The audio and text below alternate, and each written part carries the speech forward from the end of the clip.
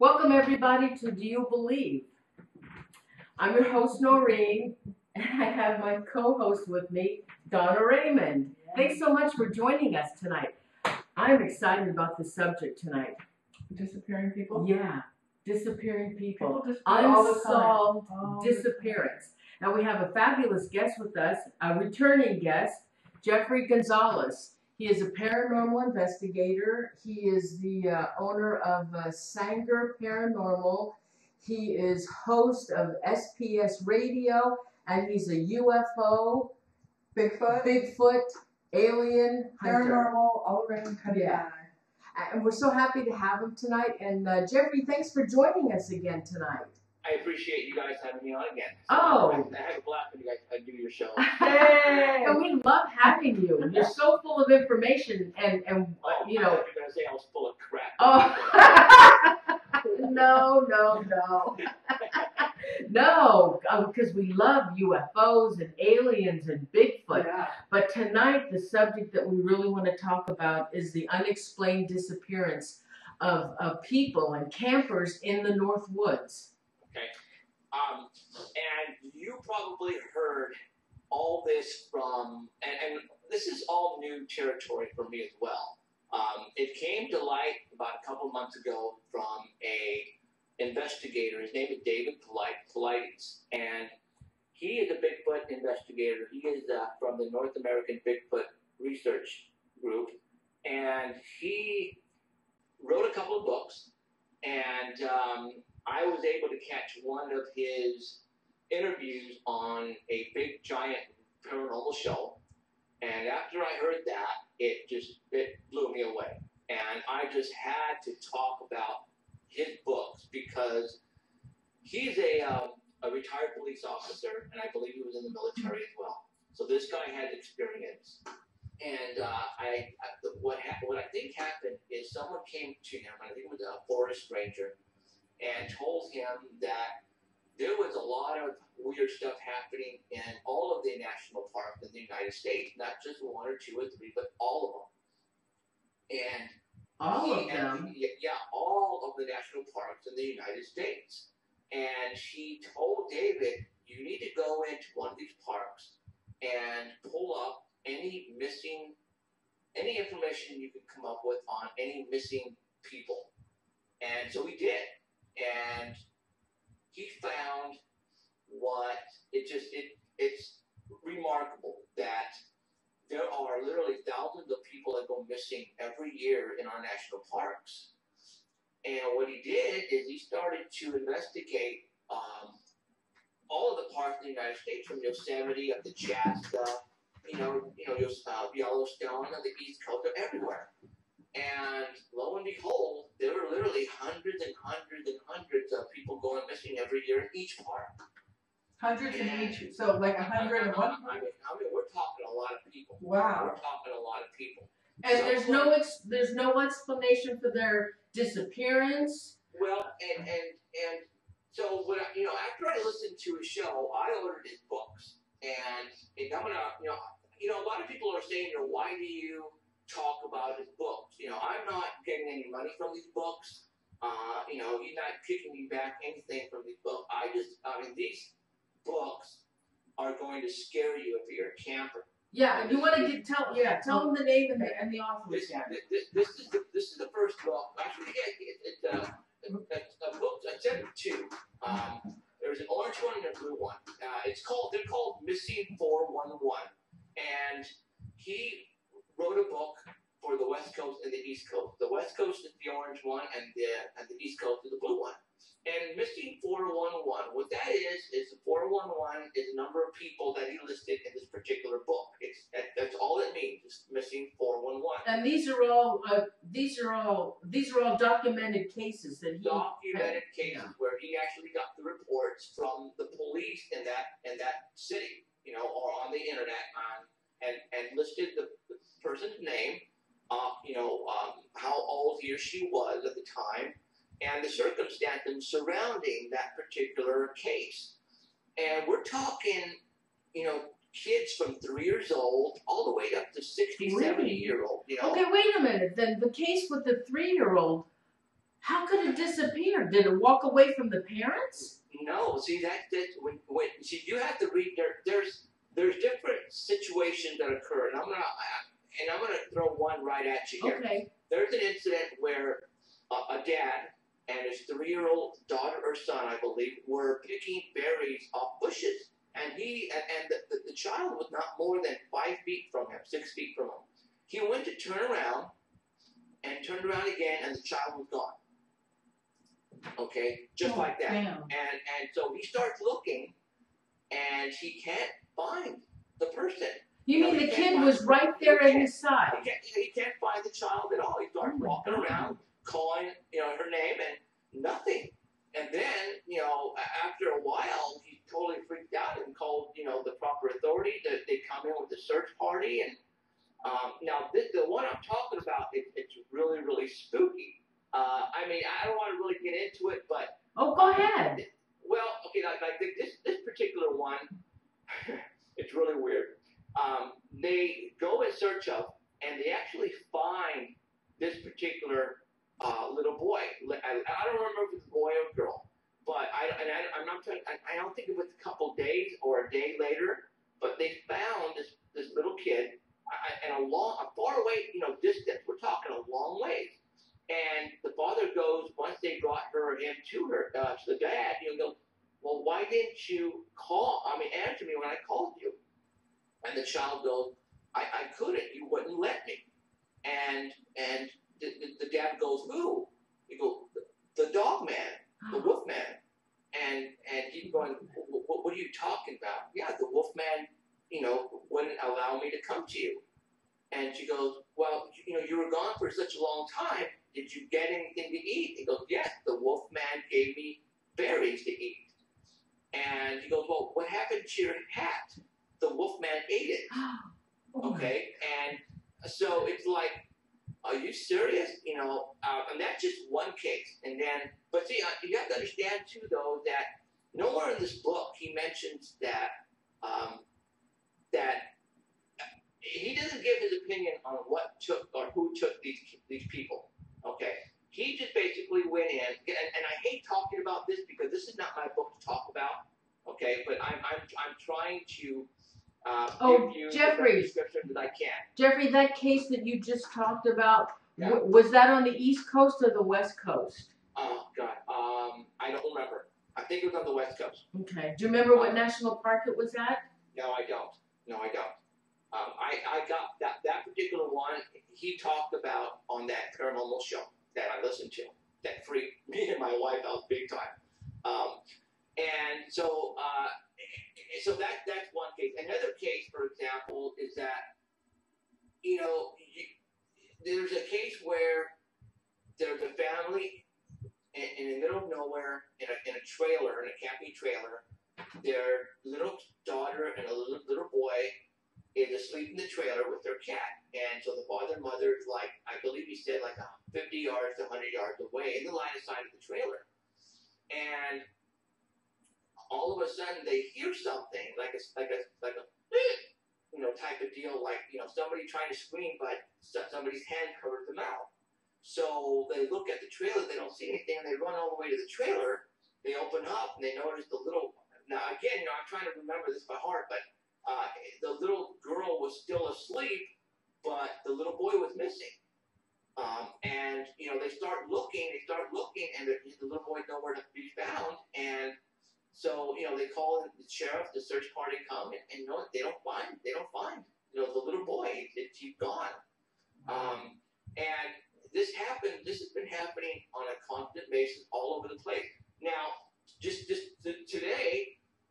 One of my Facebook friends sent me a message that she knows of a friend of theirs whose son, 38-year-old son, her name is Elizabeth. She sent this to me.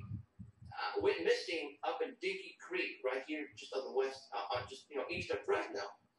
And he's a deer hunter. He goes up every year the same place, and he knows he knows how to. Hike and track and whole 9 yards. Well, in 2008, he went up and never came back down. And the sheriff's officers, they went 100-mile radius around where his car was found, and they did not find a single trace of him at all. And to this day, his family still goes up every year to the same spot to go see if they can find his body, which is sad. And Yosemite happens to be one of the big-time hotspots. Really? I had never heard that. Yeah, I see that. See, I never heard that either. Now, what's weird is that, my wife and I, we're always watching the news, and we noticed that during the summer months, the news here in Fresno they always, when somebody goes missing, they always talk about it.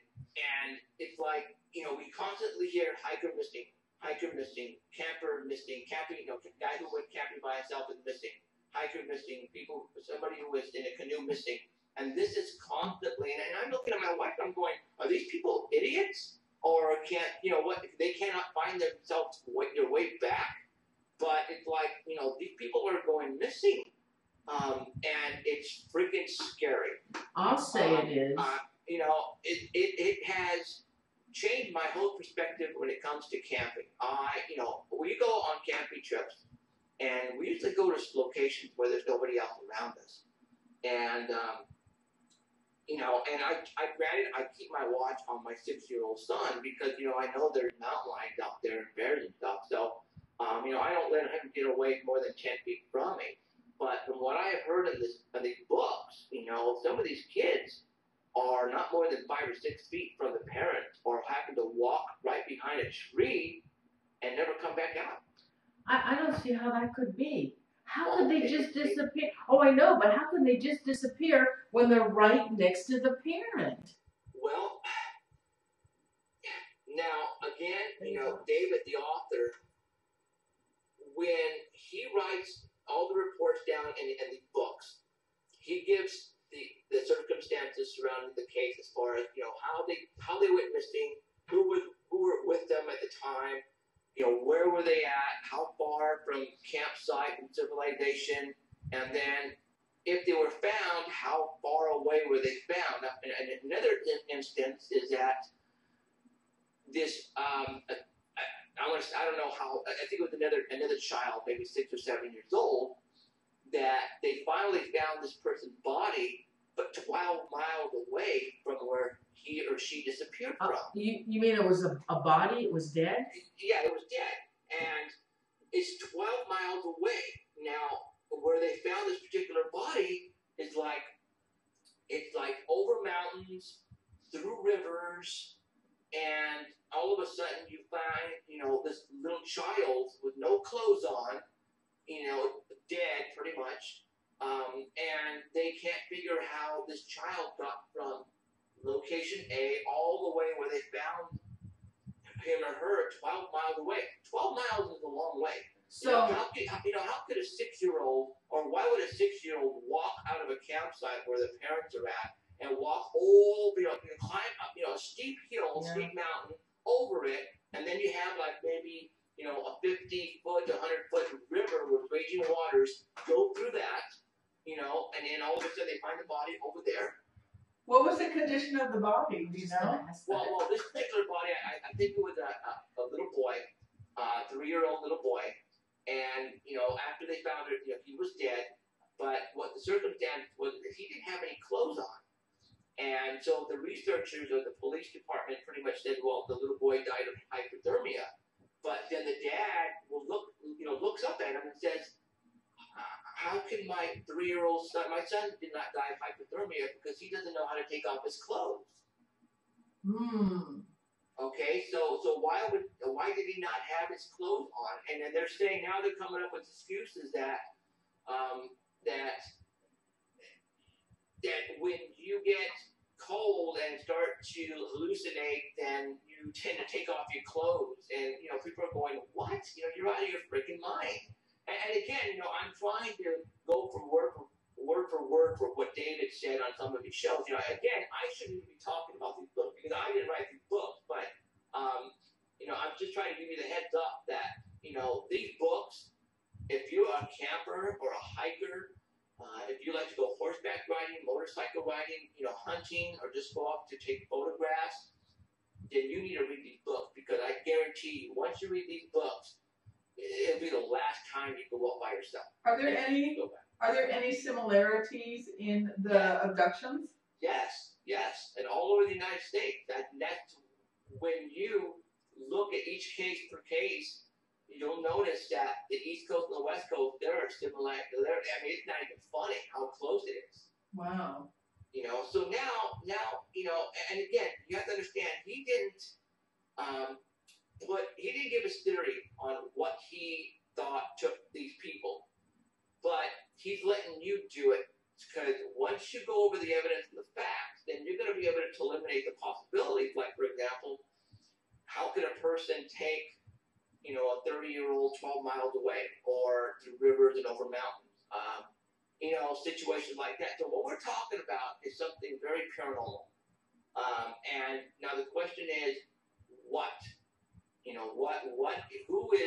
is taking all these people from all these national parks?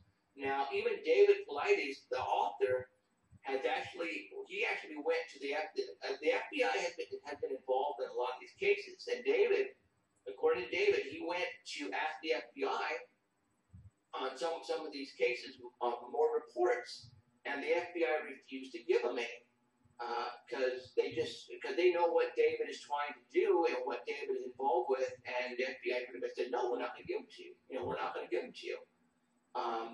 So they're on the internet right now. There are suspicions that obviously we have Bigfoot up in the mountains. Right. We have Bigfoot all over the United States, but now people are saying that we have possible dog man and wolf man out there as well.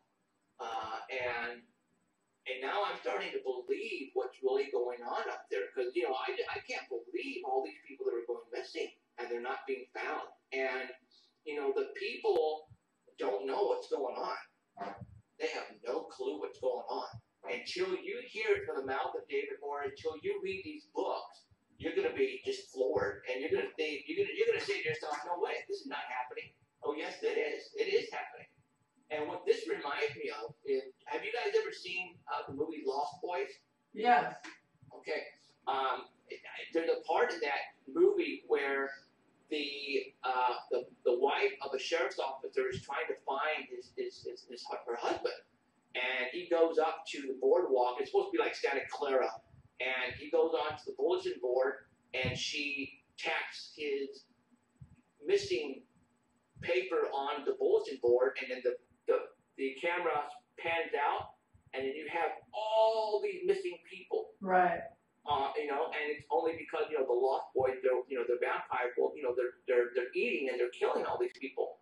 That's what brought that scenario right there hit me really hard. I'm going, holy mackerel! I mean, that's exactly what's happening right now. But people aren't putting two and two together at all. So how often does this happen? You talk about hundreds of people, every year on both coasts. So how often does this happen? Well, 3 months ago, we had a couple of missing people up in the Sierras. Here's one that I have here in 2011. Let's see, August of 2011, April of 2011, February of 2011. I mean, we're talking, and then just recently, I remember a hiker or somebody fell in it was the son, a 13-year-old son, was walking behind his dad, and they were like near a river, a creek, and he was falling behind, and he turned around and he was missing. He was gone, and his dad freaks out, and a couple days later, they find him down dead in the river. Wow. And it's like, how could that have, how could a 13-year-old boy fall into a river and his dad not even notice him or hear him yell or scream for help? And that father he didn't do any wrongdoing. I mean, he had nothing to do. No, yeah, he was cleared. There's a case here that I pulled it up today when Elizabeth, my Facebook friend, told me about the lost hunter Robert Willis from Dinky Creek. I scrolled down, and there was another Clovis woman from Dinky Creek in August the 11th of 2009, was camping with a couple of her friends, and she was like 20 years old, and him and her boyfriend took a separate trail to meet up to the campsite. Well, he got there and she never arrived. Now, I believe 4 days, 5 days later, they found her dead body down a cliff, but they told the family that she died of the fall. And he was acquitted. You know, they didn't bring charges against him or anything because, you know, he pretty much had an alibi the whole night, and it wasn't against him. But they refused to give the family more information. All they did was tell them that she died after falling. And that was it. The fall killed her. That's it. That's all the information we're going to give you. Oh, really? So do you think there were like markings and stuff maybe on her? I think there was more to it. And I think that the forest rangers and the sheriff's department all know what's going on. And a friend of mine, you know, we have the Fresno forest ranger department here in Fresno. Somebody has told me that the forestry knows that Bigfoot exists, and the forestry knows that they're up there. The forestry has files and files and pictures and videos of these creatures, and they know where they are, but they're not saying anything because they're keeping everything hush-hush. And I believe, my feeling is that I believe there's a lot going on, and I believe that the Bigfoot is definitely abducting, you know, a lot of these people. But I think it's more than that as well. Well, Jeffrey, last week you were telling me about, you heard about some Bigfoot eating people. Yeah, there was a conference that happened at St. Mary's Hospital, and there was a Bigfoot speaker there, and he was telling my partner Devin Sisk that, you know, they know that Bigfoot grabs people and they're eating children and they're, you know, killing people, and it's like, what? Wait. This doesn't make sense.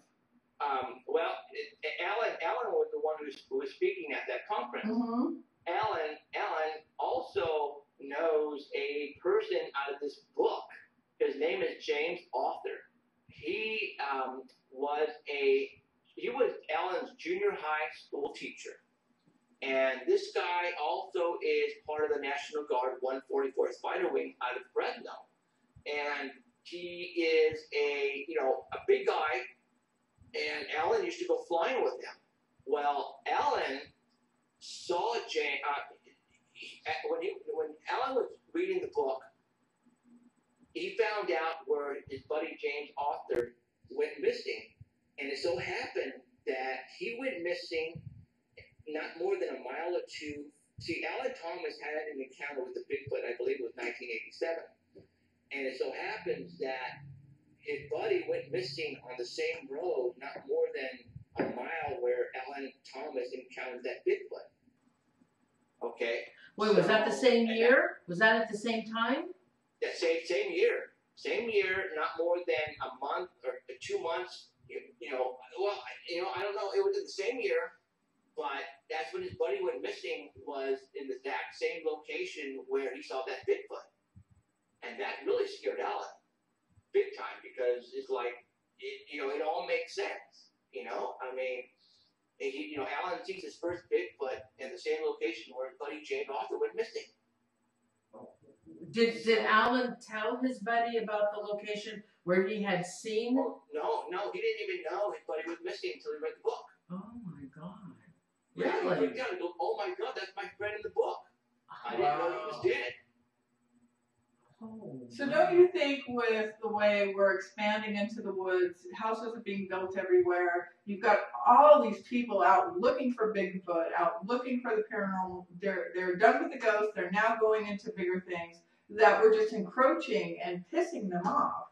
But why children? Why would Why they not? Weaker, they're people. Well, Alan Thomas he has some Indian blood in him, and since he was a kid, he remembered his elders always telling him that do not go by yourself on the woods if it's dark. Make sure you stay close to the light, close to the campground, and close, to your home.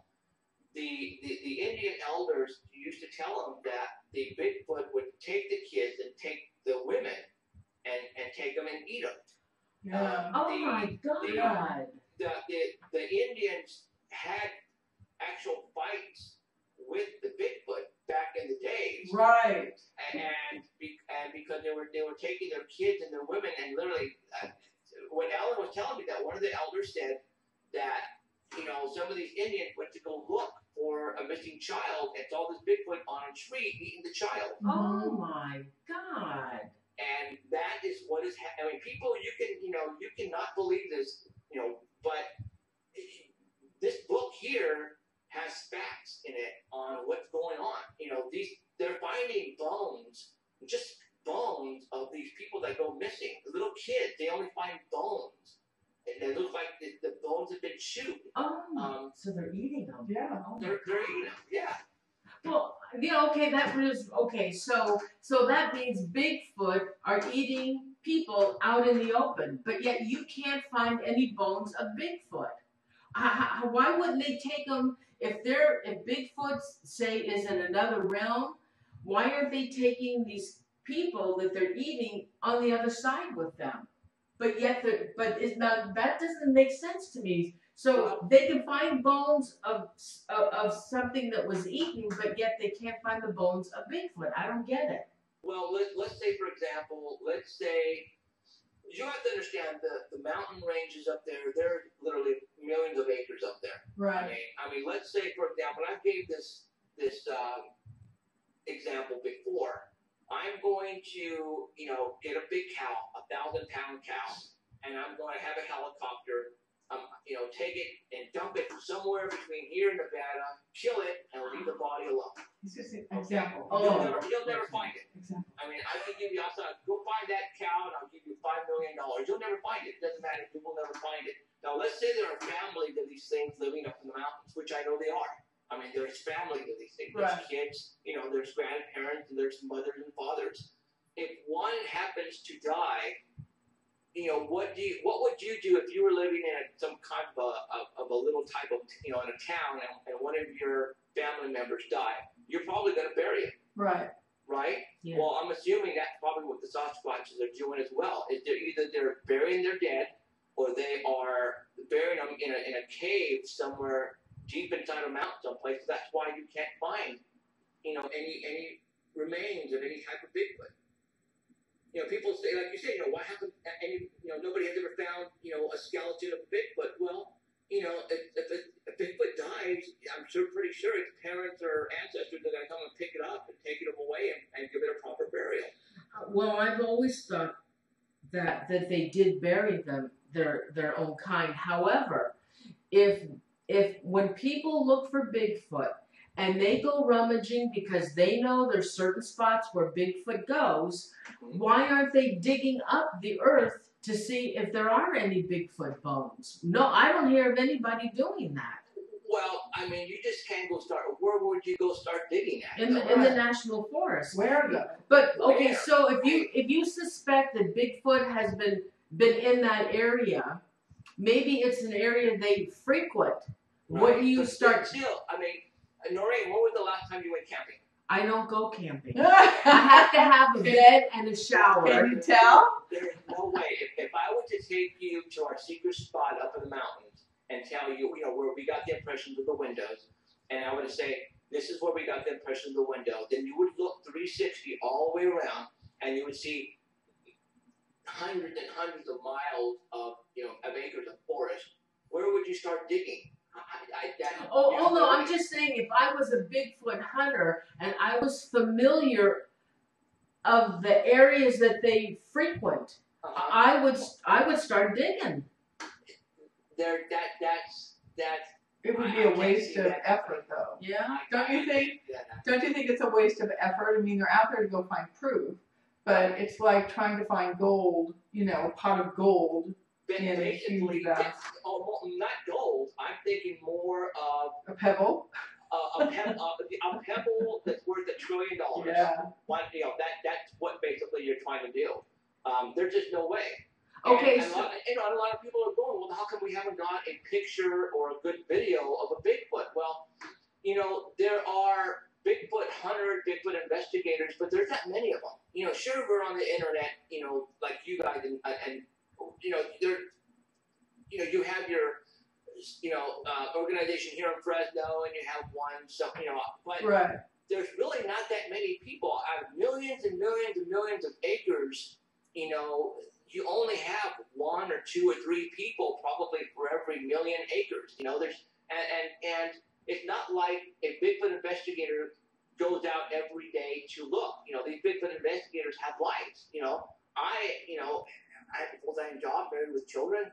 I probably will go up to the mountains the most 10 or 15 times a year. Maybe, or not even that if I'm lucky. And it's not like we go into the deep wilderness because, you have to do a lot of hiking. And so we go to spots where there's been, sightings. But, the odds of you finding any type of evidence, it's totally remote. There's no way. Not unless, you happen to have a gun or rifle on you and one happens to walk right in front of you 10 feet, then, are you going to shoot it? I don't know. I believe these things are very, very, very dangerous. And, whenever I go up there, I always carry a gun with me. Always. And I'm not the only one. Well, go ahead. So there's many out there. I was one of them who thought these were very old, wise beings, the Bigfoot. And that's what they were trying to tell you. There are people out there who call themselves Bigfoot investigators who don't do anything but write books. Uh-huh.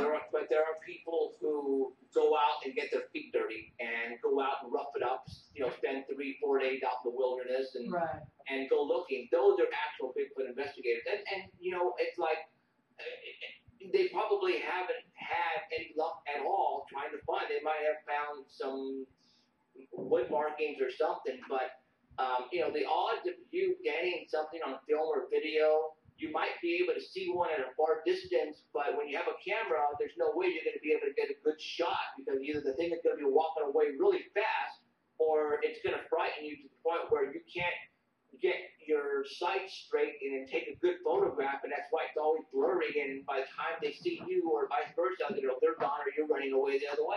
Right. But so do you think then that these are not wise wise beings of the forest, that they're more like cavemen? And cavemen went after food, and we are food. And I believe that's exactly what's happening. Okay, so all of a sudden now we're hearing about supposedly Bigfoot eating people. Right. But this goes way back. Yeah, but we never heard of that before. Now all of a sudden they're starting to say that. But I think, haven't the Native Americans talked about it?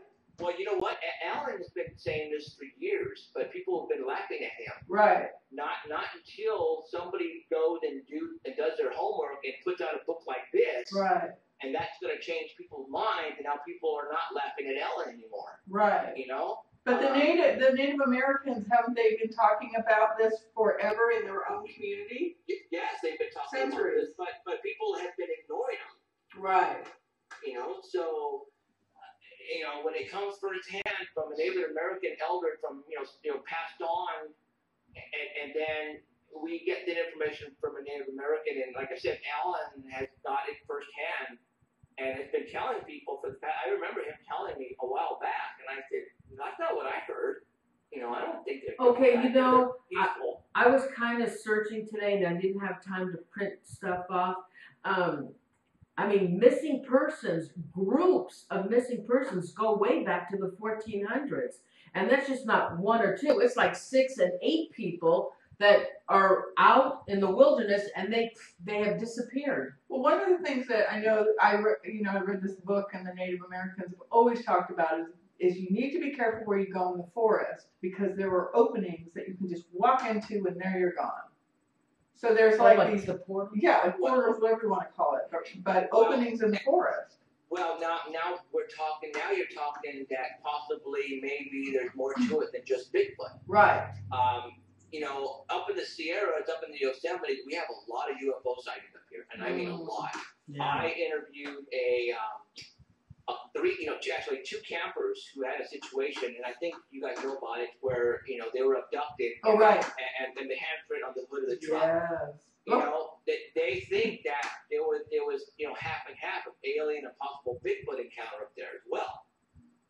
So I think there's a little bit more to it than just Bigfoot, and I think there is, like you said, possibly portals or a lot of abductions happening. Wow. And now there's like Wolfman and Dogman, and it's like crap. What the hell's going on? Right. Well, I think some of the theory about the world, the realms are coming closer together, the way the Earth is in the atmosphere, that there are more openings.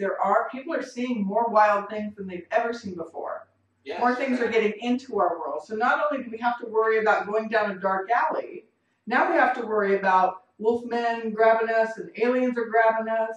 And Bigfoot's now eating us. I mean, we're screwed. Oh my God, we are screwed. Alan, do you? Yeah, I mean, there's a lot of stuff happening on TV. A lot of the alien movies, invasions that are coming, like the Battle of Los Angeles, and I believe something is going to happen this year. I really do. Yeah. As far as what? Doing what I'm doing is allowing me to get information from sources where I would have never been able to get information before.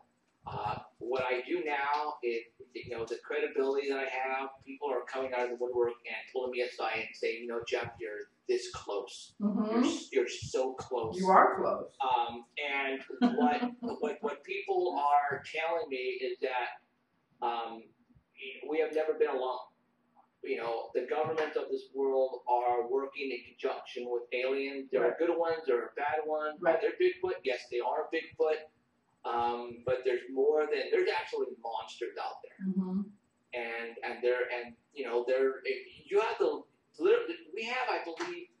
I think 300,000 people go missing every year in the United States. 300,000. Granted, there's probably a lot of killings, homicide, murders, but you have to also, somebody brought this up to me, and which made a lot of sense, is that, wherever you live, you might be watching the news, and you might find, in the news, they might say, this afternoon, somebody found a body laying near the canal over at 14th Street out in the country. And this happens a lot where I live over here. They're always finding bodies out in the orchards or out near a canal. But the problem is that they don't say what caused or how that person died. And once you hear it that particular day, you will never hear anything of it again. It's just pretty much the dead body. Now, what not to say is that particular dead person, had maybe organs removed, or you follow me? Yeah. Like was mutilated, mm-hmm. but you don't know that. All you hear is a dead body. Right. Think about that. How many down here in Fresno, there's a lot of dead bodies out in the country, and all you hear, a dead body was found, and that was it. And you don't hear how they died. All you hear is that the investigators are investigating the case, but you don't see a picture of the dead body. You never do. So you don't know what was left of that person. Were they stabbed, or were they shot? They don't tell you that. But don't you think people don't even ask anymore? All they hear, they're so immune to dead body, people killing each other, that they don't even ask. All they do is like, oh, another dead body. Okay, I'm on with my day. Nobody even thinks about it. No, nobody thinks about it. And because, there's a lot of gangs nowadays. There's a lot of gangs, a lot of initiations, a lot of drive-by shootings, a lot of marijuana growers out there, and they think that, it's gang warfare, and they think that's what's doing it. That's, all these, when you hear a dead body found out, in the country road, just laying there, they think, well, the dummy sold some drugs to somebody, and somebody found out about it, and found him and killed him and dumped his body. Right. But that's not the case. You don't know. You do not know. Right. So, again, you need to open up your eyes and think about this. And, people, again, I've said this before, people get up in the morning, they get their kids get ready to school. They take them to school. They have breakfast. They go to work. The kids go to school. After school, they pick up the kids. They come home, eat dinner, put the kid, watch some TV, put the kids, do the homework, put the kids to bed, and they do it again the next day. And this is the same routine over and over and over again. That you need to, open your eyes and stop and look around and find out exactly what is going on out there. Because people, they have no clue. People have no freaking clue what's going on out there. And let me tell you something. Things are happening. So what's coming? What's your theory? What's coming?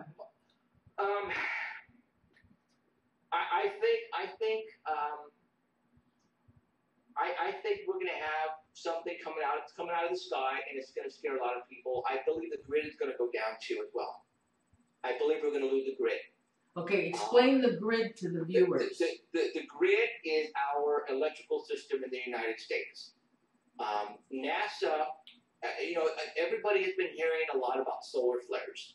Okay, now what a solar flare is sometimes on the news that you'll see the sun, and the sun is like burping, and then you'll have these flames come out of the sun, and what those flames are those actually are solar flares. And once the sun burps, if it burps a good burp, that solar flare will continue on wherever it comes out of the sun.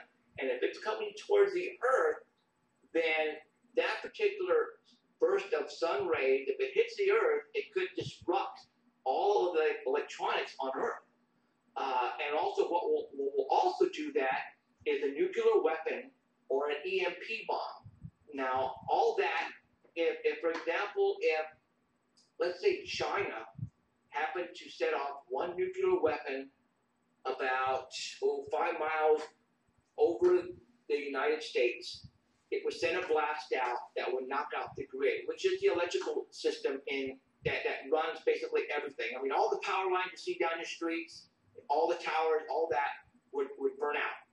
Now, you have to understand, think about this. If we don't have electricity, the United States will come to a complete stop. Now, people are going, what do you mean? Well, for one thing, let's start very simple. Your grocery stores, okay? The manufacturing companies in the United States that make our food will not be able to make food anymore because they don't have electricity. Okay, well, if you don't have electricity, you can't turn on the machines to make all these food. So no more food is being made at all throughout the United States. So what you have in the grocery stores right now is all that you're going to have until the grid gets turned back on, if it ever gets turned back on.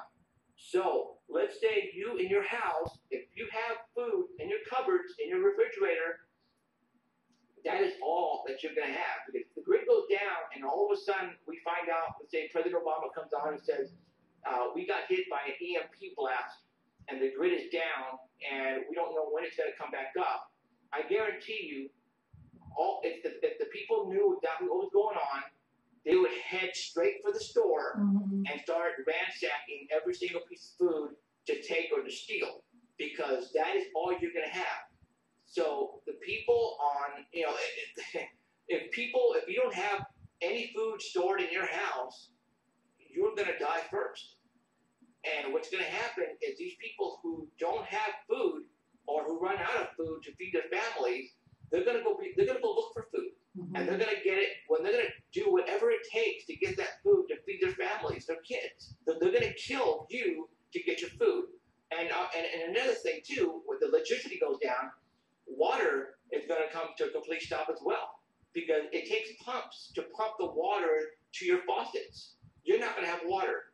Gasoline, you're not going to have gasoline. Why? Because you won't be able to turn on the pumps to get gasoline. You won't be able to get money out of the banks because everything is electronics now.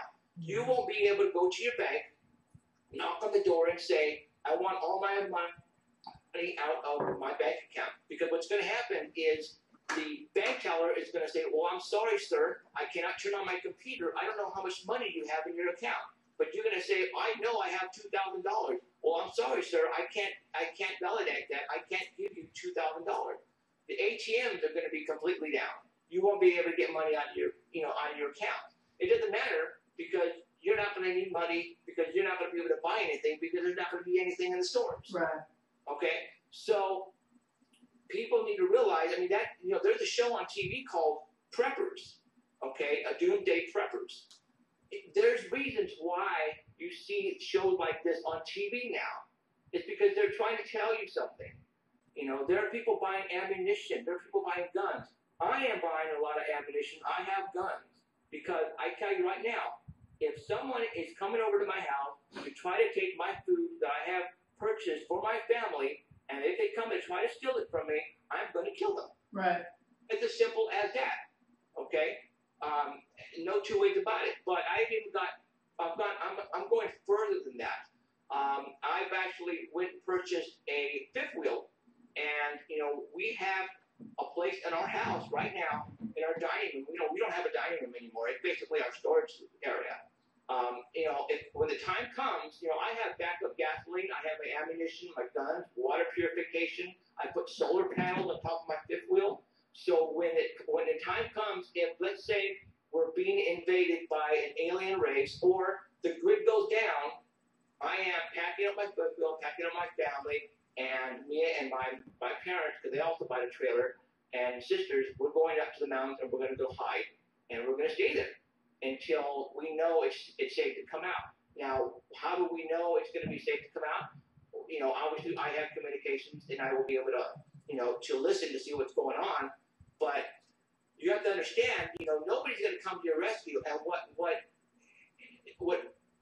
you guys remember what happened in Louisiana when they had, the levee broke, and flooded the streets and stuff. And, people thought that, the government's going to come and save me. No. All those people out there pretty much just stayed, and there was no water, no food.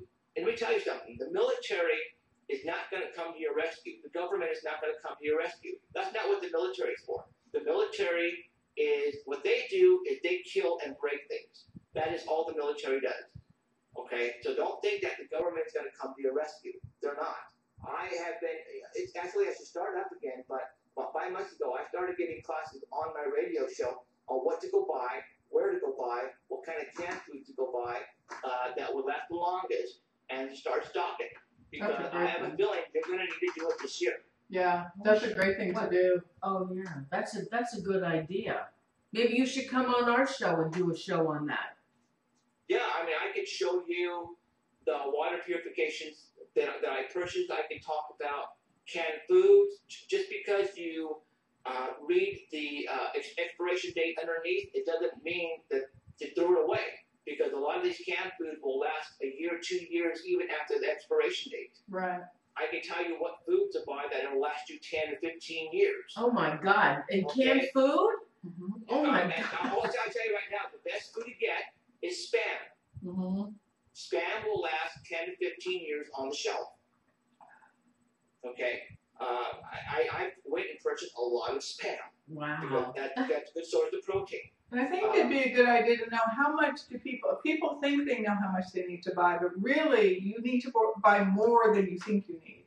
You need to keep buying and not stop. Right. That's the way I feel. I feel that, my wife and I are constantly purchasing things, and we still think we don't have enough. But bottled water, I mean, water has an expiration date on it.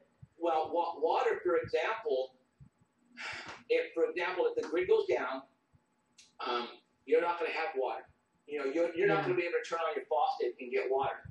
The only place you'll be able to get water is maybe like places like swimming pools.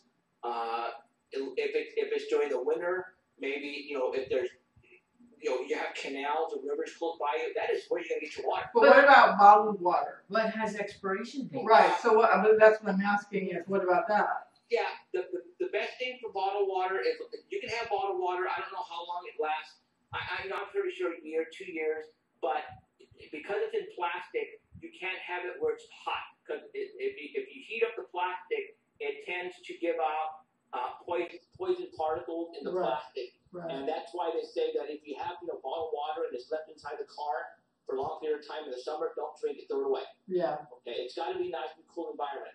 If you want to start saving water, the best thing to do is to save it in glass bottles. Oh. Glass does not go bad. You can time. Oh. If for some reason if it starts to go bad, you can always put chlorine or bleach in it, and that would tend to clean up the water. So there's a lot of information that you need to learn how to purify water. I went and purchased it's about this big, and it's like a what it is, it's a water purification. Like a Brita? Like a what? Like a Brita? Yeah, it's what it is that you put water in this thing, and it has a pump on it, and you pump it through filters that it has in there, and there's actually videos on YouTube of this thing where they actually take this to Africa, and they go to the worst pond, a mud puddle, or with feces in the whole 9 yards, right? And they put water in it, and they siphon it out and pour it into a glass, and it's clear as better as if you were to go purchase a bottle of water. Wow. And you can drink right out of it. Well, I bought one of those with extra filters, so now I have the capability of filtering out 5,000 gallons of water if I have to. And I can go and I can take this and I can go to the gutter, put water in it, siphon it out, put it in a glass, and drink it. Wow. I can go to a swimming pool that has it's all green and with mosquito larvae in it. I put it all in there, siphon out the clean water, and drink from it. Wow. That's This thing amazing. is awesome. This thing is like $160, but it's well worth it. Wow. That's awesome. So it's my job when I started my show is I wanted to inform people, and my job was literally to scare you to death. That you better get your act together, because there's a lot of stuff happening right now. The military is spreading around their equipment all over the United States like if they're preparing for something. But Jeff, that's the whole thing. A lot of people don't know about any of this. I mean, Exactly. we know you, we know about your show. Right. I mean, I hear about this from you and some other people, but I don't hear it on the news. Have you? Oh gosh, no. No. So So look at the TV shows that are out now. You have all these survival shows that are anybody can see. You've got Dual Survivor, you've got the Man and Wife Survivor, you've got everybody surviving and showing you how to do it. Then you have the Doomsday Preppers, which is the big one everybody's like talking about, going, those people are nuts. But these shows are out there so people can wake up. People can think, oh my Lord. I don't think people are doing that. They're not. No, That's what we're saying. They're not putting two and two together. They're not at all. They're barely getting through a day of family, work, trying to pay bills. Yeah, I tell you right now, the people who know what's going on, the smart ones are going to be the ones that survive this. And it's, unfortunately, the elderly, the people on medication, the people on welfare, the people on Social Security, it's to me, it's like the governments of the world, even if, let's say, the grid does go down and the government had nothing to do with it, well, those are the people who are going to pretty much diminish first. Mm-hmm. The people who are preparing themselves are going to be the ones that live through this. Excuse me. And you're not going to be able to live, though, and that's the reason why if the grid goes down and all hell breaks loose, then I'm getting out of Dodge. And what it's going to be like, example, Independence Day. When the motherships are hovering over the cities and you see people breaking windows, taking TVs, taking stereos, whatever, that's the way it's going to be. Mm-hmm. And it's going to get worse than that, though. Now people are going to start killing people because you have a bottle of water and I need water for my child. I'm going to kill you for it. Well, I'm going to get out of here and I'm going to go hide. I'm taking everything with me. Wow. Yeah. I just want to ask you, we had talked last time when you were on the show about these sounds that are being heard, like in San Diego, Los Angeles, but not all over California, but also in Europe. Now, my sister said that she heard they were talking about this on the news, that the scientists are saying that the planets are making sounds. What's that all about? You know what, I'm still trying to figure out what the sounds are. There are a lot of theories going out there, and I'm just going to throw theories out there. You know, at this point in time, I don't have an actual idea of what's going on. A lot of people are saying that, Earth is making sounds. I don't know how, but okay, so the Earth are making sounds. Another theory that's coming my way is that there are alien ships that are invisible, cloaked, and they're waiting up there, and that's the sound that you're hearing. As a matter of fact, those sounds pretty much resemble the same sound that you hear on World of Worlds, the new one, the new one with Tom Cruise. Yeah. Right. Those are exactly the same sounds people are hearing and getting on tape. Right. Okay. Another theory is that the military or the governments are making underground tunnels underneath the cities, and they're using those boring machines, and that's what they hear as well. That's what the sound that they're hearing is boring. Because I've heard it here in Fresno. I've actually got it on tape, and so a lot of people are saying that's what that is. So there's a lot of different theories going out there. I can't personally give you my scope on what is really the reality of that. All I know is that people are hearing these sounds. What they are, I have no clue. Jeffrey, have you seen that YouTube video? And it actually was on Faked or Fact today on Sci-Fi Channel. The fella in Fresno who taped his front lawn and had that like stick person that walked across. I thought that was fake. No, it's not fake. Yeah, it's not fake. No, it's not fake. I interviewed him. His name is Jose. Fact or Fake came down 4 years ago to shoot that episode. And what it was is that Jose is a Spanish-speaking person, and he doesn't know any English. He had his children's toys being stolen from his front yard, even though he had a gate around a gate fence. Yeah. People are still, there were teenagers taking his kids' toys. So what he decided to do, he decided to go to a cheap, I think it was Harbor Freight, and purchase a $30 camera, placed it on top of the eave in front of his house, pointed toward the patio, and he ran the wires inside his family room, hooked it up to a little black and white TV, and plugged it into a VCR. Because now you can do that. That's how simple it is to record on a camera.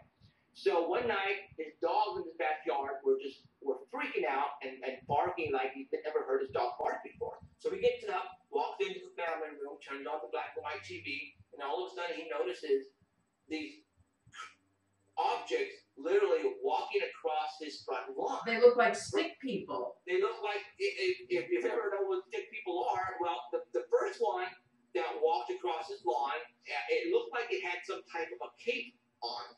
And you have to understand, these figures were only 2.5 feet tall. Yeah. Yeah. Okay, that's how tall they were. The first one walked across the yard, and then not more than a couple seconds later, another one comes from the corner of his yard and walks directly across the lawn. And he gets it on video.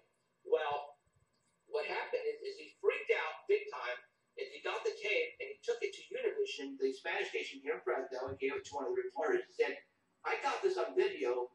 Could you please tell me what this is? So they looked at it, and they're going, holy smokes. Now, the Spanish stations, and people in Mexico, they totally believe in UFOs and aliens and monsters. I mean, they're just so into this, it's not even funny. So they actually put this on the air, and it went like all over the place. Now, what the people here in Fresno, they actually contacted a Spanish investigator of the paranormal out of LA, and they told him what they had. His name was Camacho. He came down, and he interviewed Jose, and he talked about it, and, to him, Jose, a lot of people say, well, okay, it was computer generated. He tied some puppets on some strings in the whole 9 yards, and, well, Fact or Fake got a hold of the video, and they actually got permission, came down here, and they tried to basically debunk it. Well, Fact or Fake did a I don't watch that show anymore. What they did is, when you watch that video, they are in the middle of the yard interviewing Camacho's interviewing his buddy Jose, and there's like a queen palm in the middle of the yard, and they're standing by it. Well, at that time in 2007, 2008, when this happened, that queen palm was only like 4 feet tall. Okay, so when Dr. Fate came to Fresno, and they decided to try to debunk it, the queen palm is now like 6, 7 feet. So they look at the stick man walking across the yard, and they try to compare it to the queen palm out there. So now they're going, okay, well, the thing was 4 feet, 5 feet tall that were walking across the yard. So what Dr. Fate did is they went and tried to make a robot. They actually grabbed a kid off the street who was 4 feet tall, put white nylon, and had him walk across the yard like a robot. Yeah, they did. Serious guy. Well, check this out. Now, this is really gonna piss you off. After they pretty much made a fool out of themselves that way, they decided to go a little farther. In the middle of the show, they get a map and they put it on the car at nighttime. They go, well, you know what? There is some woods by this guy's house. If the creatures are still here, maybe they're in the woods. Well, there are no woods where this guy Jose lives. As a matter of fact, he lives in downtown Fresno, where Factor Fake went to go film in the woods. Yeah, they went to Woodward Park, about 15 miles away, and they pretty much just went out there and just to make it look good. So they lied to everybody. Because I saw that episode. I saw that episode today. I saw it on YouTube, I think. So nowadays you can't believe everything you see on TV. Oh, sorry. God. None of it, Jeffrey. None of it. It's purely entertainment. Yeah, it's pure entertainment. You can even talk about Ghost Hunters as pure entertainment. Oh, too. sure it is. Oh, my God. Ah! Oh, please, Jeffrey. I haven't believed them in years. Oh, my God. Yeah. Oh. There's a lot of people who still believe in what they see on TV, but you can't. No. Ghosts. I'm sorry, but ghosts don't appear on command. That's not the way it works.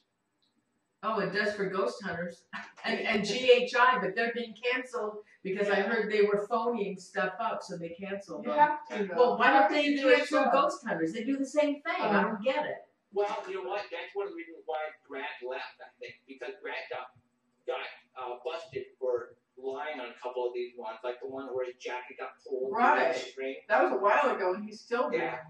Yeah, and I bet you, he said, I'm done. He had time for. That's why he left. And, they made a lot of money. Those guys are rich. Yeah. Those guys made a lot of money. Yeah. And it's people love the show. You know what? If it wasn't for Ghost Hunters, I don't think I would be here right now. Mm-hmm. I don't think you guys would probably be doing what you guys are doing. Really, really heavy. Right. I think Ghost Hunters really brought the paranormal out in the open for everybody. They did. They put it into everybody's living room to get, to kind of get people to think about things. And I really think that was the best thing that they did. That was, what they did.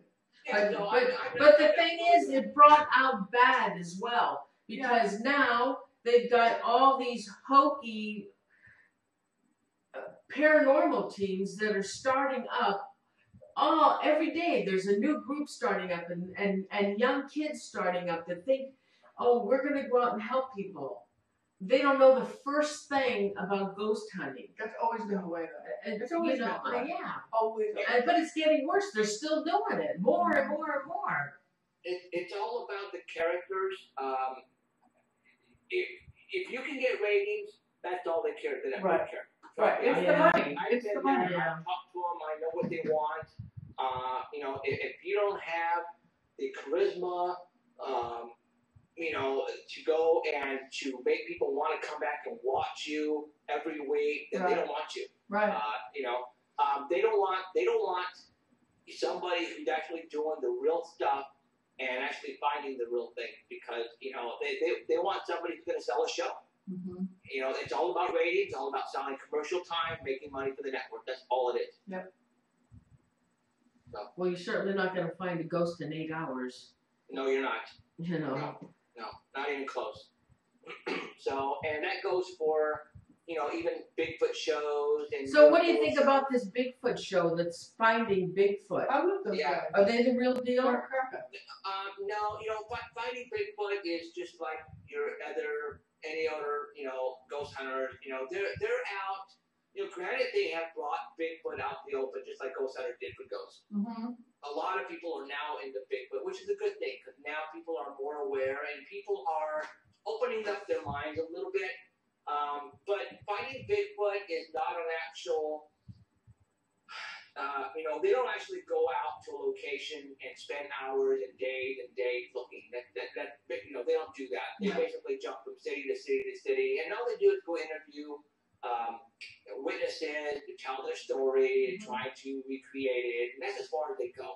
One, they might be lucky and hear something out in the mountains, maybe. Well, but they're always hearing stuff. Every time you see an episode, there's clacking, there's banging in trees, there's eyes down the street, down the road. They sit up in trees in these goofy outfits, and then they all go clanking through the forest trying to wrangle Bigfoot past the camera. Well, I can tell you right now, that ain't gonna do it. So that's why Bigfoot's eating people. That's for those guys. In order to find Bigfoot, you really have to go out to a location where there have been a lot of sightings and a lot of footprints, and you need to camp out there for like weeks and weeks and weeks. Right. And you might be lucky that one might come around you. Do you want them coming? That's why we go back every year to the spot. It's like, because, we know they're there. That's where I got the impressions from my windows. We've heard them come close to the campsite. I've never seen one. I hope to get, one of these days I will, because, the more times you get up there, the odds are in your favor that you're going to see one. So Jeffrey, you keep going to the same spot all the time. Yes. Has anything changed? Do you notice anything differently than you did the last time? No, we still find footprints. Is it kind of like, I know with spirits, you can build a relationship. You go back to the same spot, you build a relationship. Is that kind of what you do by going to the same spot? Well, see, the spot that we've been going to, the Bigfoot investigator, David Ragosa, he's been going there for a long time. We're going almost 10 years now. Right. And I believe they know him. And that's one of the reasons why I think when our vehicles were left up there, is that our vehicles didn't get thrashed, didn't get, broken into. As a matter of fact, there were trees put in the dirt road to the actual site. And I think that the Bigfoot put those there so that way to protect our trucks, because they knew we were in a panic mode. See, that morning when we had to leave to get out of there for the start of the snow, I have motion detectors that I purchased that I have that, matter of fact, I think I'm the only one who uses these but anyways, they're motion detectors that I put out on each side of the campsite, north, south, east, and west. And I have a receiver inside in the tent. And there's 4 lights on it, for each one, 1, 2, 3, 4. And if something happens to get close to that motion detector, then it will send a signal to the receiver, and it will beep, and that will let me know there's something that's north, south, east, or west of us. Well, that morning, about 6 o'clock, 2 of my receivers went off. The north one and the south one at the same time. Now, it started to rain a little bit because it started to snow also, but rain and snow cannot activate these things at all. What we think is that the Bigfoots were actually out there. I didn't get up to go out there. I should have, but I was still like in, La La Land, getting out of my deep sleep, and I believe they were out there. David Ragosa was the first person to get out there. I believe he saw something, but to this day he hasn't told us yet. And then all of a sudden he said, we need to get out of here because it's starting to snow. We're not going to get out of here because it's so muddy out there. It's ridiculous. Our tires are going to be spinning, and that's what happened. My truck I couldn't move it 3 inches because the tires were just spinning, and his truck broke down. Well, anyway, to make a long story short, I believe the Bigfoot were actually looking at us because we were in a panic mode trying to load up all of the equipment into our vehicles. And when we finally left in one car and had to leave two, you know, the Bigfoots were probably looking at each other going, why did they leave their cars here, their trucks here? Well, you know, they probably sensed the panic in our faces, and that's why they went and placed barricades on the dirt road so people wouldn't come in to take all of our camping equipment and everything like that that we had in the back of my truck that was left open. But why would they do that for you all, and yet they're eating other people? I mean, what makes somebody yummy and somebody else a friend? I don't know. When David goes up there, and when I go up there, when his buddies go up there, we always take food with us to give to them. Right. Again, let's just say, for example, I was to walk away to that campsite by myself, go walking down the stream or something. Why, you know, I would not be surprised that, you know, if there were Bigfoots there, they would probably abduct me and take me and kill me. Wow, You know, but now, yeah, why would they then try to protect your truck if they're going to go grab you and abduct you if you go by yourself? And hasn't your friend also, hasn't he gone out by himself time and time again? Yeah, he used to go by himself all the time, and they used to walk really, get really close to him. Yeah. But he also had the 44 Magnum with him too. Okay, so I think that these creatures also sense when you have a camera on you and a weapon on you. Right. Now, if you don't have a camera or a weapon on you and they notice that, then you're basically open game to them. Wow. Oh, interesting. I never thought about that. They're eating women and children, but they're not eating men. Well, they're eating men. They're eating men. Go after the men, but these men, I'm thinking that they don't have any type of weapon on them. Right. And if it's a pretty good size grown up, then I wouldn't be surprised if two Bigfoot came up on them. You know, Okay, so where did this information come from? Who that they eat people? Where did that come from? You will have to read David's book. Oh, it's in his book? Well, again, he doesn't specify a majority of the bones. The majority of the victims they find at a later date are just bones. And the way the bones are left are chewed. Okay, viewers. Right, but there's other animals that chew bones, so why does he think it's a Bigfoot? Well, there are the locations where they find the bones. They find the clothes taken off the victim and folded very nicely and neat. Oh my gosh! You mean to tell me Bigfoot folds the clothes neatly?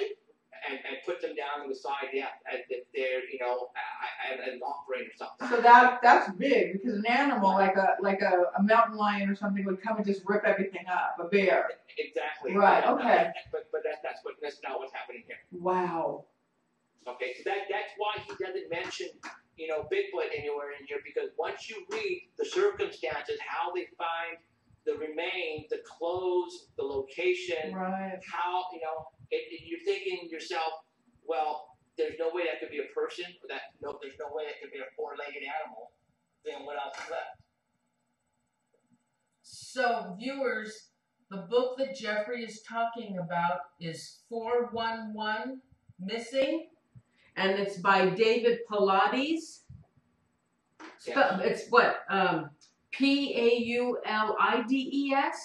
Correct. Yeah. And there's a West Coast and East Coast version. Yeah. Orange is the West Coast, and blue is that's the East Coast. Correct. And I believe Amazon are also down, but you can go to his website, and it's NA Bigfoot. I think it's search.com. I think that's what it is. You know what? Just type in David Paulides, and his website will come up. Now you're having him on your show next Sunday. This Sunday coming up, I'm having awesome. Oh yay! Yeah. I am going to scare the pants out of everybody. Oh man, I can't watch your show. I know. I'm not gonna be home. So now, if you have on my show, if you have an iPhone, you can get the app, and you're going to be able to see it on your cell phone. That's exciting. That's exciting. You can get it on your phone. My phone's falling apart. Oh my God. Jeffrey, tell the viewers about your show. My show is on Sundays between 7 and 8 o'clock. Sometimes we'll go over depending on the you know, the information or what we have, you know. I founded a group called the Sanger Paranormal Society. I've been doing this like 8 years now, and I've been a fan of that with the kids, just like everybody else who's involved. You know, I used to watch In Search of and the X-Files and Kolchak the Night Stalker, and I just, you know, that stuff just intrigued me. And I saw my first UFO when I was in elementary school in a town called Sanger. That's why I was born and raised. That's why I call it Sanger Paranormal Society. And when I moved back to here, to the Valley, when I used to live in LA after graduating from Sanger, when LA came back, and then I started hearing about a lot of crazy stuff. And first ghosts, and so I started doing ghost investigations, but then people started coming to me about lights in the sky and UFOs, and you know, one thing led to another, and I came in contact with David Dringosa, who, you know, I didn't know that there was a Bigfoot investigator here in Fresno, and I got involved in Bigfoot. So what I do is I tend to surround myself with people who know that particular paranormal subject, and I tend to learn from them. And that's what I've done in the past 10 years. I've been doing this 8 years.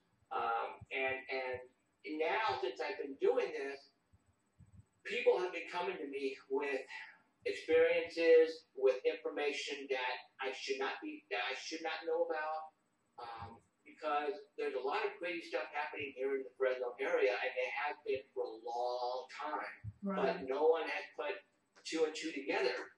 And I have started to do that, where now the military is not liking it at all. And they're monitoring me now, they're following me. Are they still out in front of your house? Well, they know better to come in front of my house because I have video cameras everywhere, and I have screens set up in my family room. So while I'm watching TV, and if somebody happens to do a 360 in the cul-de-sac in front of my house, I'll be able to find out who it is and who they are. Most of the vehicles that are following me or following anybody involved with me are white vehicles, and they're military. Anybody who is definitely in what I'm doing and is getting involved with me, like Alan or anybody else like that, well, they're also now are being followed as well. Oh, really? So you guys are being followed too. Oh, I know. We're being watched in this you know what? It's anybody who is involved in this type of stuff that we're doing, and it's just getting a little too close for comfort, then you're gonna know you're being followed. Yeah. There is a new UFO show coming out, and I've told you this before. It's going to start up in the fall, a new UFO show on the National Geographic. I don't know the name of it yet, but they haven't told us yet. But they were here the first week of January, and they filmed for 8 days. Well, while they were down here, we were all being followed, and they actually got a lot of stuff on video to prove that. So it's pretty much going to vindicate me, because I told people that, you know what, there's stuff going on here, and I'm being followed. They're listening to me on my cell phone. That people think I'm smoking the crack. And you're gonna be on that show. Oh, I'm going to be all over that particular show. But is it? That episode anyway. That's going to be. As a matter of fact, from what I understand, is the National Geographic loved what they got down here as far as on film, but they're going to make it a pilot episode. Nice. Are you gonna be in the pilot? I'm all over the pilot. Oh, wow! I am actually. If they keep it in there, which I'm pretty sure they will, but you know how finding Bigfoot, when they go out looking for Bigfoot, they have that camera that's out in front of them. Yeah. Right. Yeah. Well, they put one of those on me. Oh, I like that. I like Okay, that. so there's three hosts in that particular show. I go with one host, and the other two go, and we go our separate ways, and I take him to what I believe is a tunnel to an underground facility north of Fresno, and we go into that and we do some looking, and it's really cool. But I also, you know, I take them to a location. You know, I took my research ambulance and I drove out there, and they videotaped me driving down the freeway, and we went to Levy, and you know, I showed them where there's a lot of UFO sightings, and it just so happens that while we were down there, this white unmarked van came out of the location where we were set up, and it's like, get them on video, and they did. They got them on video trying to sneak out. You know. Wow. We had a triangle crash here in 2009. Right. Right. They actually went up to that location and they found something. And I know, and I'm pretty sure, I think I know what they found. I signed a contract. I can't say what they found because I get you for $2 million. So like if we guessed, I'll put it to you this way: the head guy of the UFO who's on the crew pulled me aside and he told me, he goes, Jeff, when this thing airs, when the pilot airs in the fall, he goes, Fresno is going to be the new Roswell, New Mexico. Ooh, crash. Don't say anything if that's right. Because they found something where the triangle hit the side of the mountain. Oh, they found a crash. Yeah. When I responded on that call that one night, I got videotape, and it's all on my website. I got videotape of trucks and cars coming over the mountain, trying to get this crap off the side of the mountain before it turned to daylight. Well, what happened, from what I understand, I was with them every single day of the taping. They were here for 8 days. As a matter of fact, the host of the show pulled me aside and he said, you know what, Jeff? He goes, we have never been at a location for more than 2 days. And we're here in Fresno for 8 freaking days. Wow. And they interviewed a lot of witnesses. In that particular incident up there at that particular mountain where the crash happened, they went for 2 days. The first day I went with them. The following day, I didn't go because I didn't know they went up to the second day. But apparently, from what I understand from Ellen, because Ellen was helping them.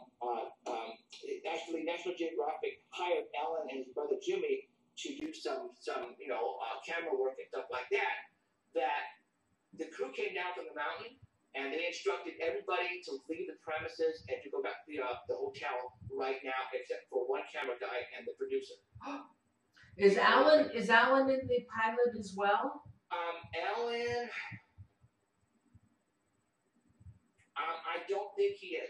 Oh. But Alan is going to be on Finding Bigfoot in about 3 weeks. Oh, he is. Oh, you make sure you make that announcement. Now, as a matter of fact, I was gonna transition on to now that's the UFO show.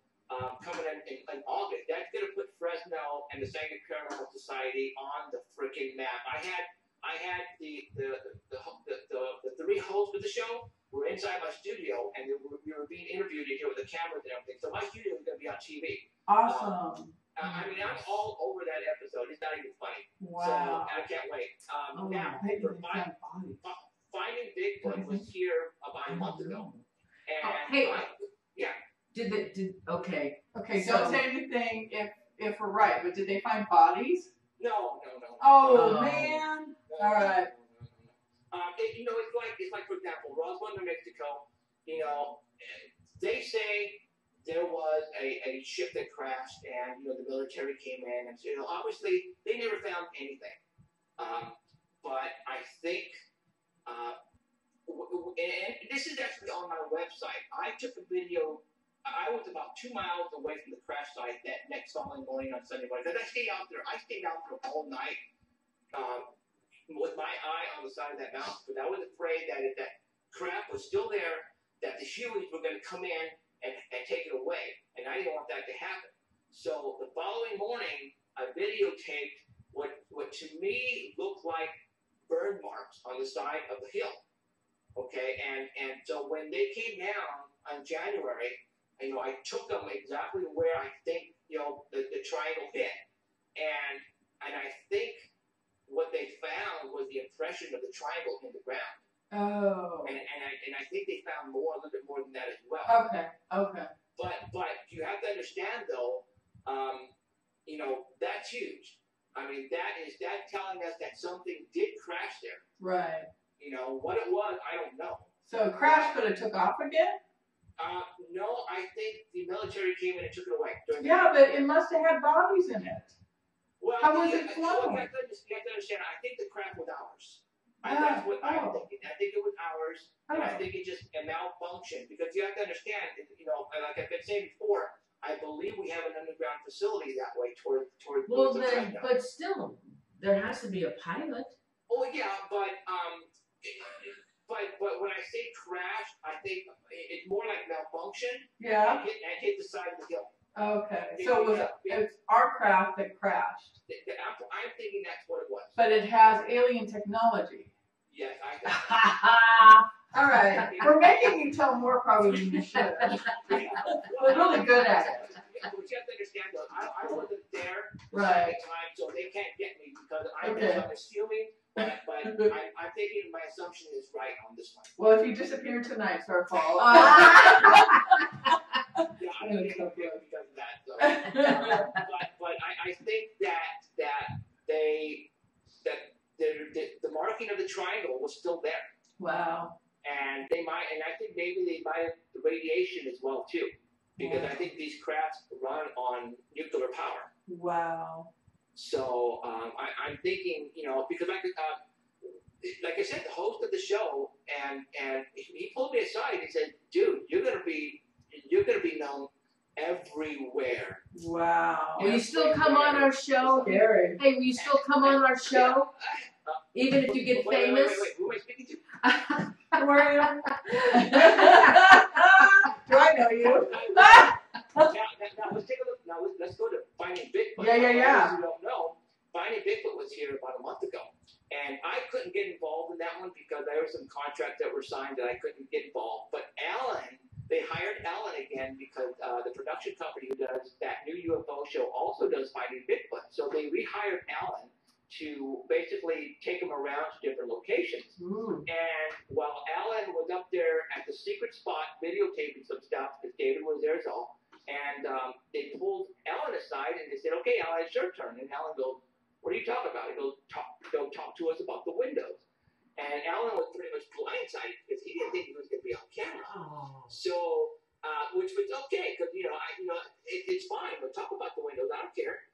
It's only going to give us more notoriety. And so he basically told them, exactly what was going on with the windows. But what was weird is that Matt Moneymaker wasn't there. It was Cliff Rathman, Renee, and Bobo who were interviewing Alan. Bobo's a Bigfoot.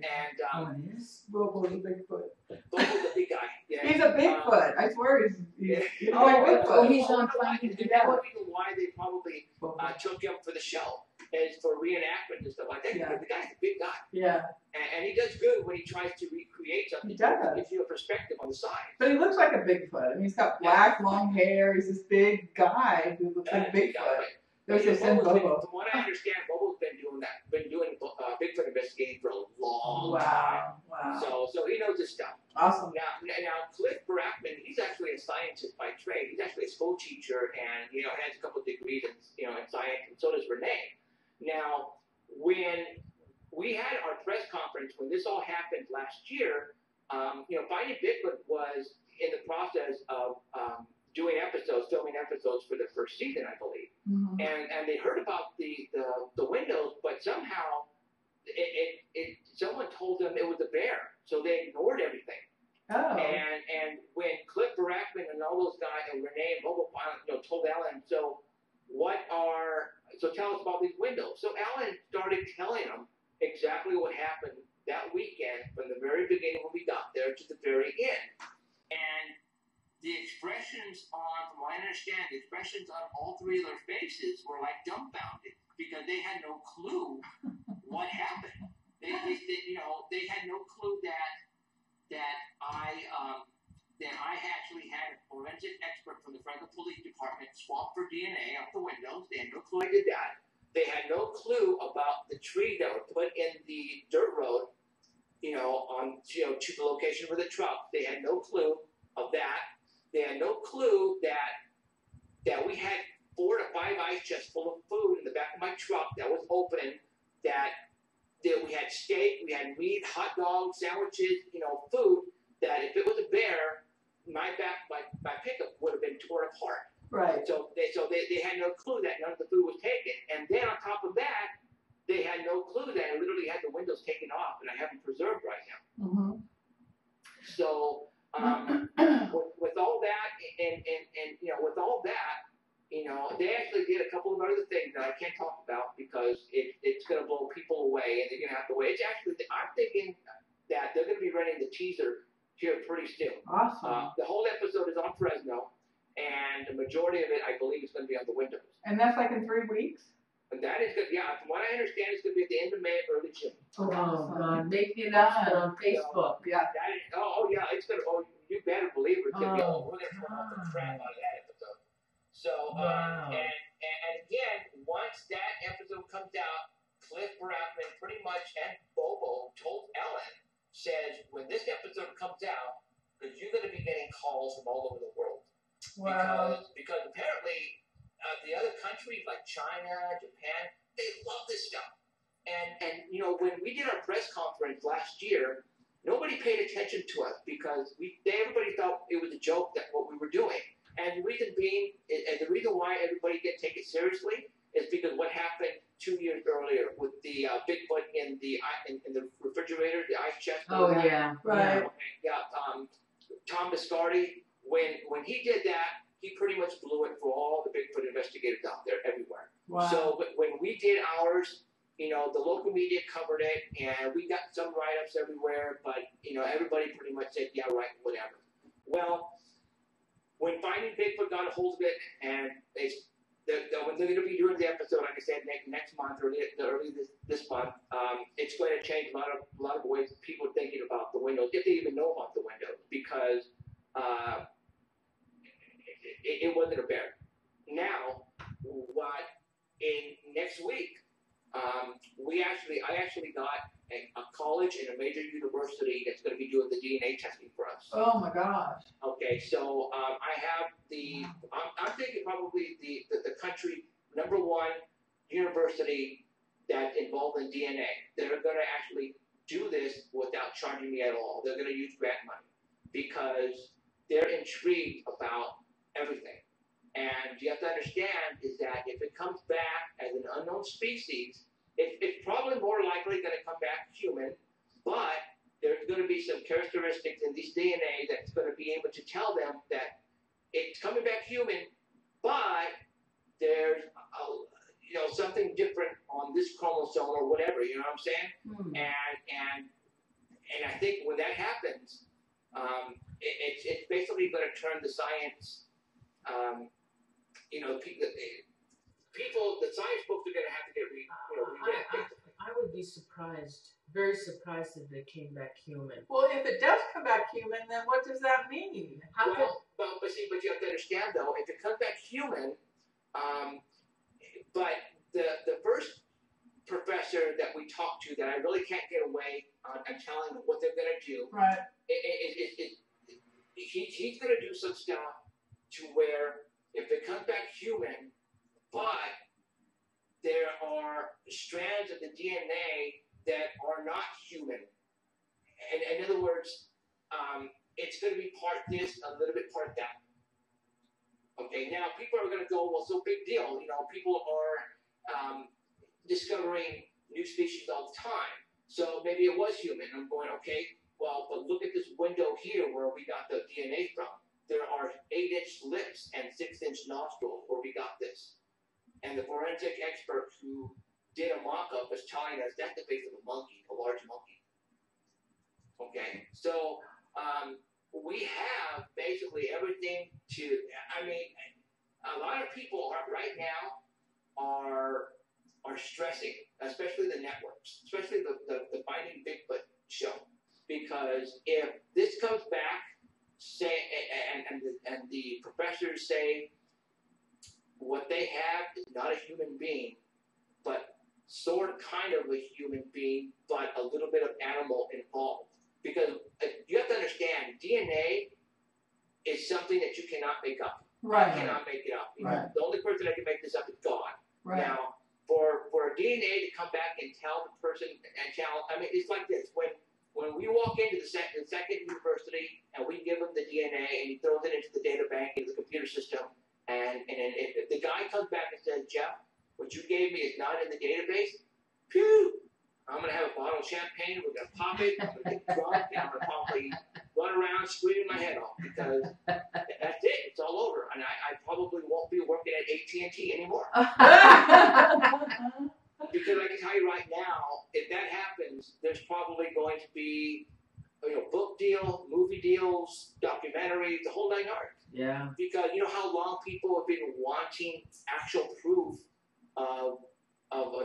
creature Oh my called gosh. Bigfoot. Oh my gosh.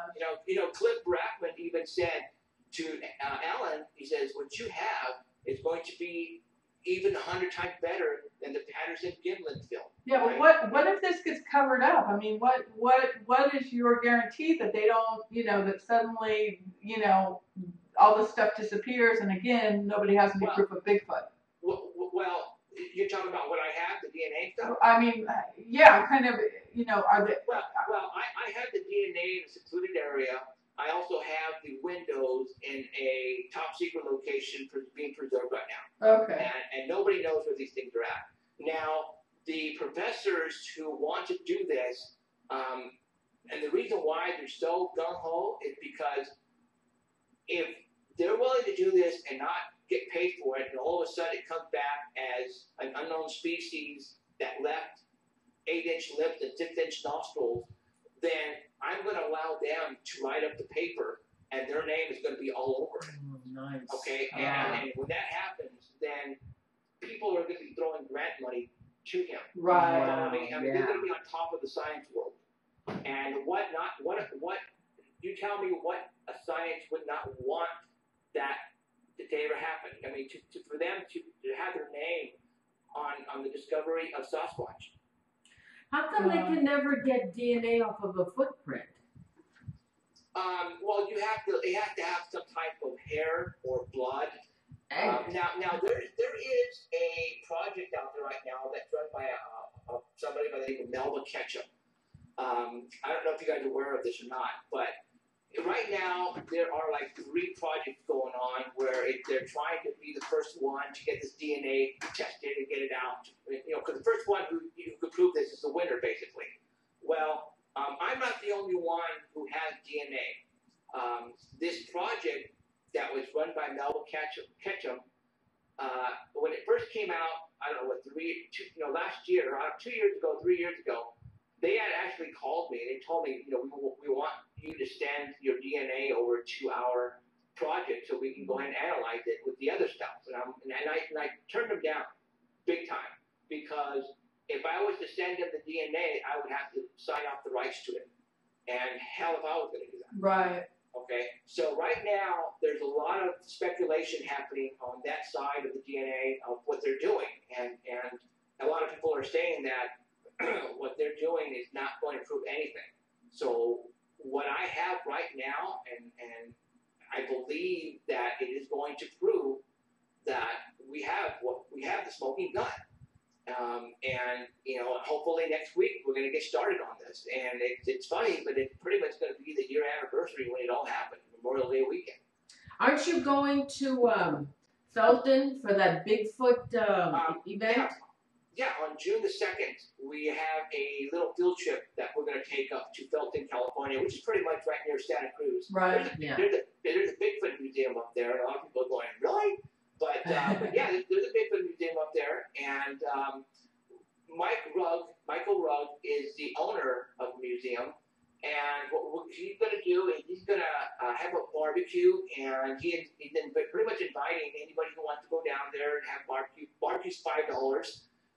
You can have stuff to sell inside the museum. You can go inside, and he's going to have speakers. We're going to talk about Bigfoot, and everybody in the Bigfoot community get to finally, say hi to each other in person. And if you're a big fan of Bigfoot, then we're asking you to, drive up there on your own if you don't live in the Valley area, and we'll meet you up there on June the 2nd. It starts at 10 o'clock. It ends at 5 o'clock. Pretty much, if you're a Bigfoot freak like I am, then show up. It's going to be fun. Awesome. Yeah. Has the response been pretty good on it? Yeah.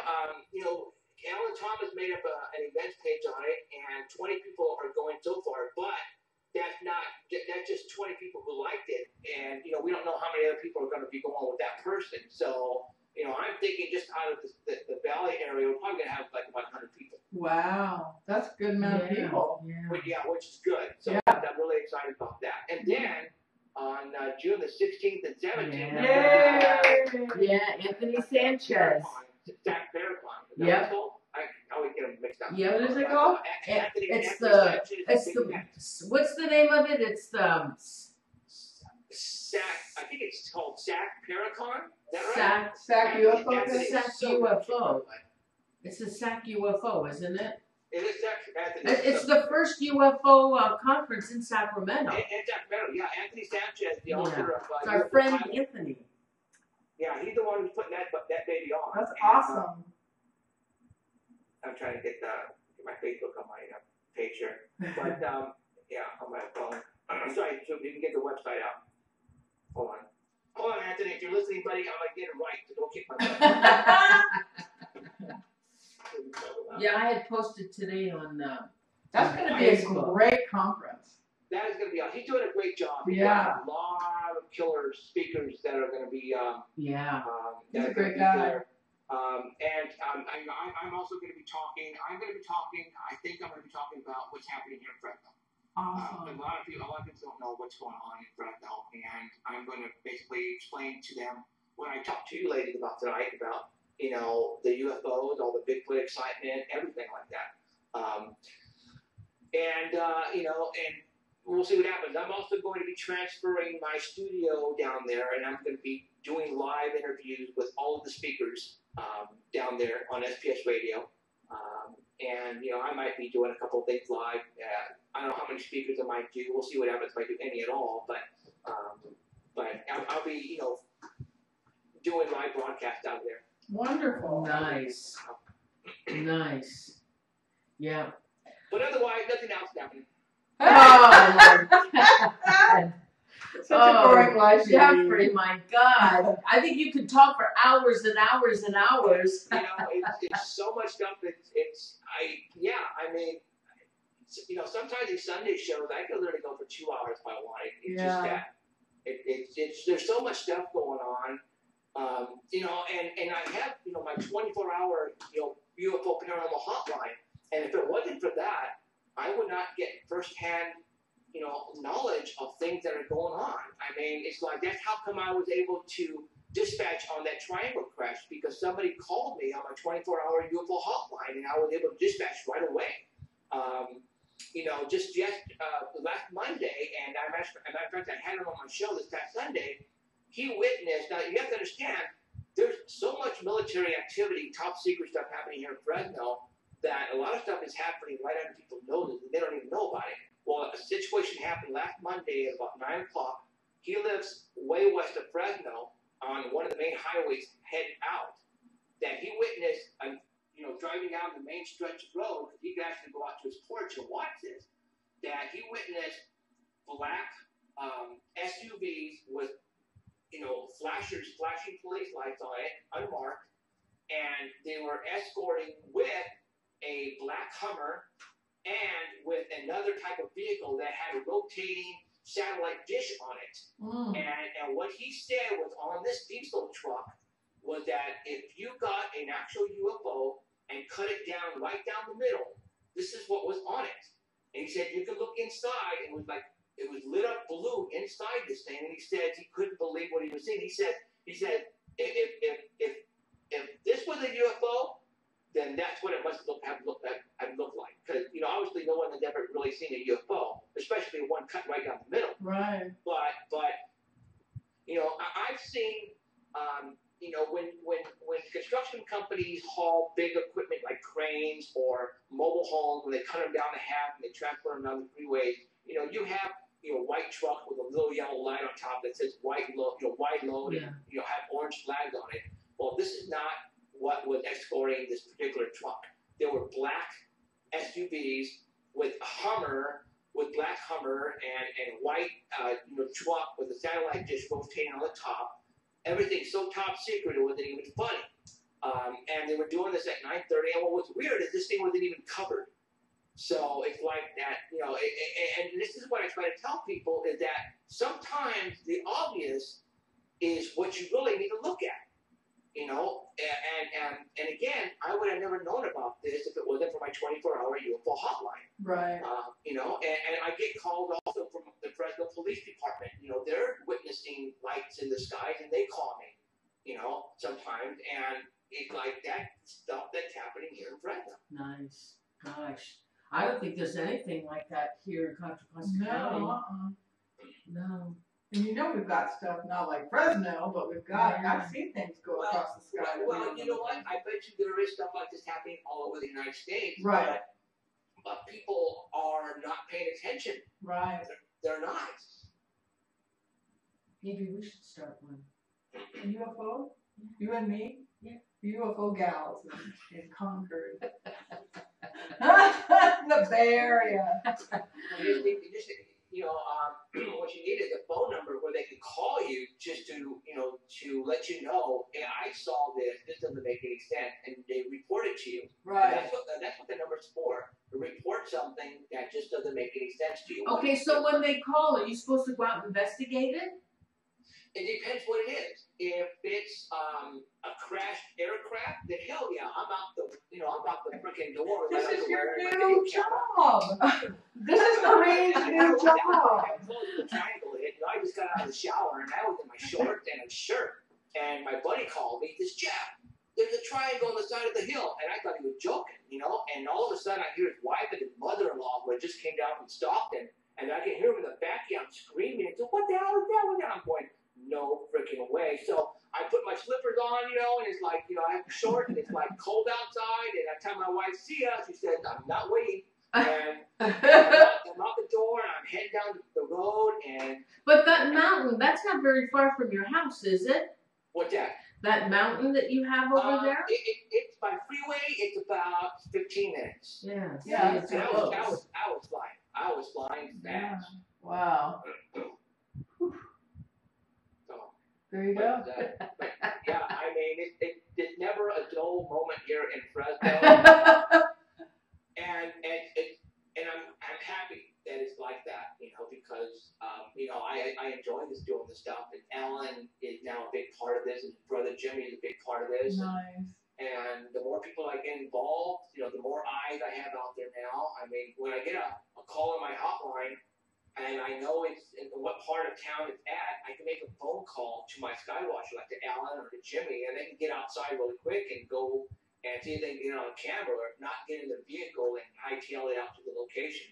What fun. And that's the whole idea, is to get there before, they clean it up, wherever it is, or if there's something hovering in a certain part of Fresno that they can see it better than I can, because I'm in the south part. Gosh. I think that's fabulous. You have an exciting life, Jeffrey. Can you imagine if you didn't do any of this? It'd be boring. I think it's exciting. It's way exciting. Yes, it is. And you know what? It's like it's going to get even more exciting when the Finding Bigfoot episode comes out. Yeah. And when the DNA gets tested. And when the new UFO show comes out in August, then it's like a totally new level. I mean, we're right here. Now we're moving way up here. Very exciting. So it's like, that's fabulous.